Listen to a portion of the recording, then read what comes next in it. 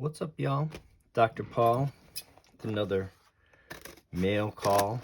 This is another significant Silver Age key.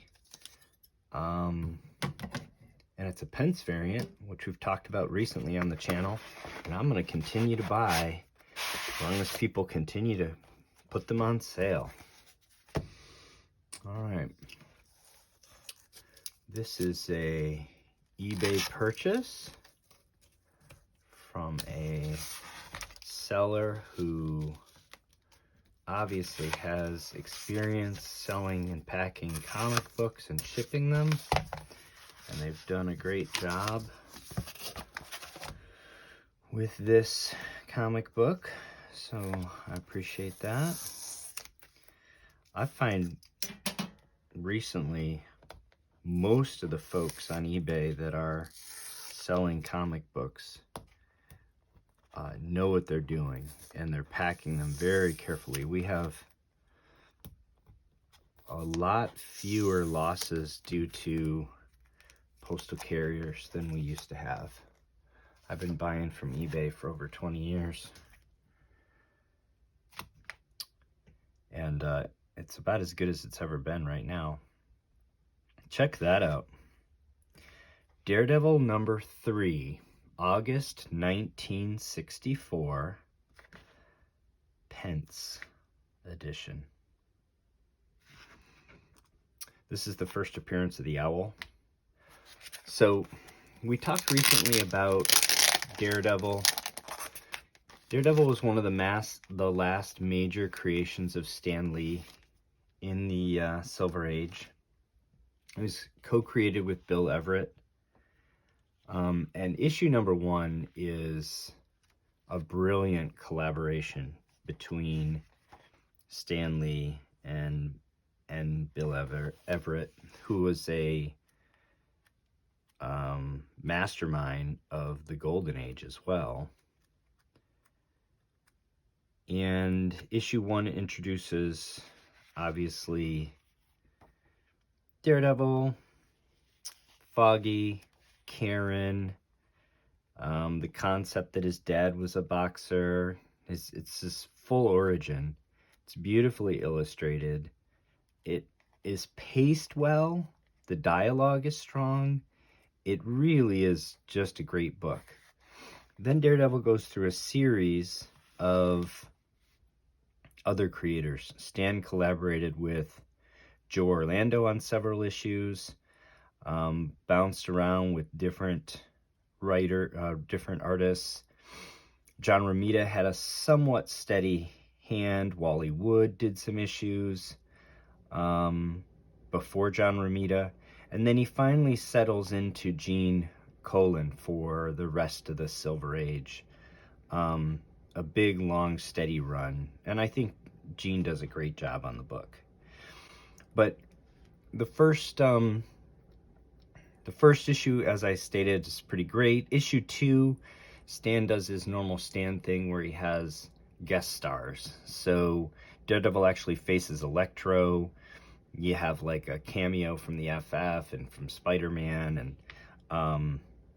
it's not developing really that much Daredevil as a character. It's rather placing him in the environment of the Marvel Universe. But then you have this whole series of the development of Daredevil's Rogues Gallery. This is the first of those.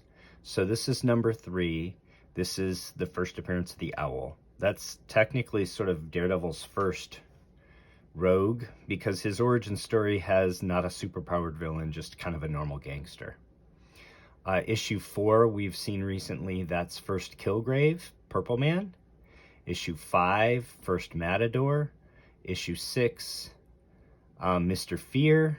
Issue 7, first red costume for Daredevil. So 6 issues with this yellow and dark red combo. Issue 8, first Stiltman. So Stiltman is kind of like the 4th rogue that Daredevil gets in terms of his own, rogues gallery. Issue 10, the Anti-Men. Issue 12 is the first Plunderer, which ties in with Kevin Plunder, or Lord Plunder, who we know as Kazar. So that's actually kind of really interesting. There's several issues there where Kazar's first appearance is X-Men number 10, but we don't get his origin story until Daredevil. So that's kind of neat.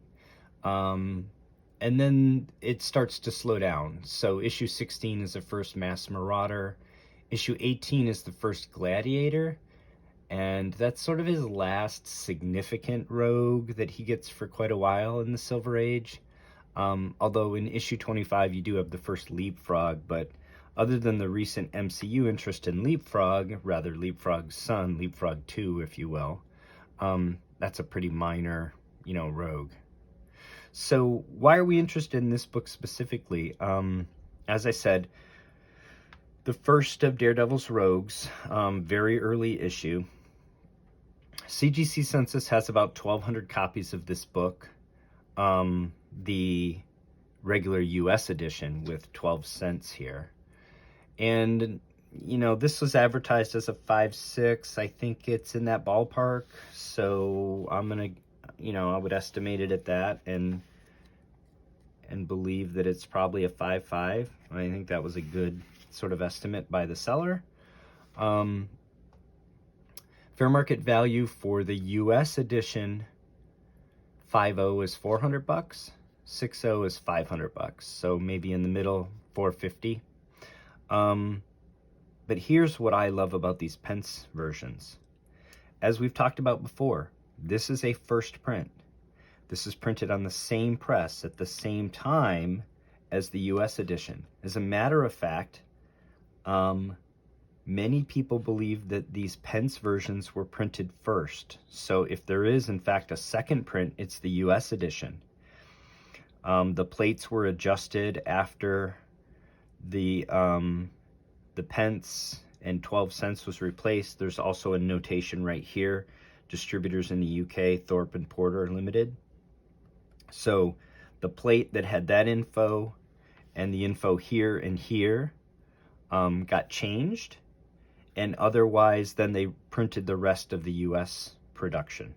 So this is a first print, but for some reason, this sells at a significant discount to the cent version, despite the fact that other foreign versions, sometimes printed 2, 3, 5, 10 years later, often command a premium in the marketplace. Canadian price variants also command a premium in the marketplace, which are far more common than these Pence versions. So it doesn't make sense to me. I do think that the market will eventually correct, and I'm putting my money where my mouth is. So how rare is the Pence version?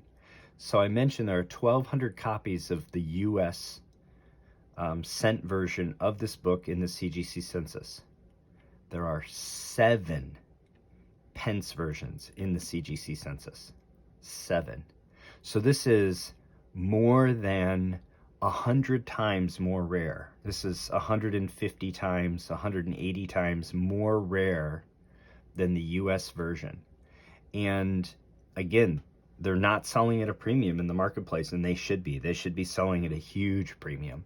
So I paid $229 all in for this book. That includes shipping, tax, as I usually do when I state it.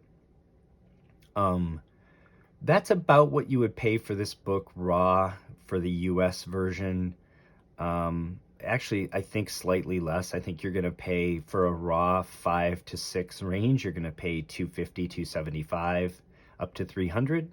So I got this at a discount to what the US version would cost me, but it's almost 200 times more rare. And so I'm going to pick these up all day long. To put this in investment terms, this is a long-term investment, right? I don't need the owl to show up in an MCU project, so it's not speculation. Just it being Daredevil number 3 makes it important, and it's going to appreciate over time, in my belief, based on that. Further, though, I think there will be a long-term secular trend of Pence versions finally being appreciated for what they are. Extremely rare, and what should be highly sought after first prints of these books. Really, this is the ultimate version of this book. It's the rarest first printing that anybody can find. So I'm going to continue to buy these.